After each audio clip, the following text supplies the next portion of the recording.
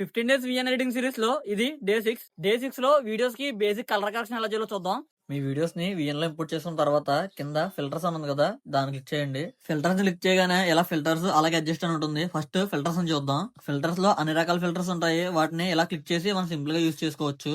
అలాగే మన వీడియోకి తగ్గట్టు ఫిల్టర్స్ యొక్క ఇంటెన్సిటీని ఈ విధంగా ఇంక్రీస్ అలాగే డిక్రీస్ కూడా చేసుకోవచ్చు. ఇప్పుడు అడ్జస్ట్ ని యూజ్ చేసి బేసిక్ కలర్ కరెక్షన్ ఎలా చేయాలో చూద్దాం. అడ్జస్ట్ లో ఎక్స్పోజ్, కాంట్రాస్ట్, సాచురేషన్ అని డిఫరెంట్ టైప్స్ ఆఫ్ ఆప్షన్స్ అన్ని ఉంటాయి. ఎక్స్పోజ్ అంటే ఫర్ ఎగ్జాంపుల్ కి వీడియోలో ఉన్న బ్రైట్ ఏరియాస్ ని ఇంకా బ్రైట్ చేయొచ్చు అనమాట. అలాగే కాంట్రాస్ట్ ని యూజ్ చేసి వీడియోలో ఉన్న బ్రైట్ ఏరియాస్ ని ఇంకా బ్రైట్ చేయొచ్చు. అలాగే డార్క్ ఏరియాస్ ని ఇంకా డార్క్ చేయొచ్చు అనమాట.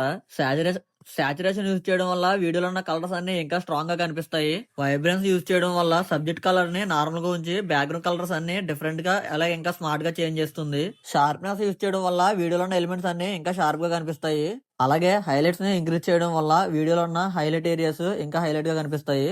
ఈ వీడియోని అయితే ఫాలో చేయండి. నెక్స్ట్ వీడియోలో మళ్ళీ కలుద్దాం.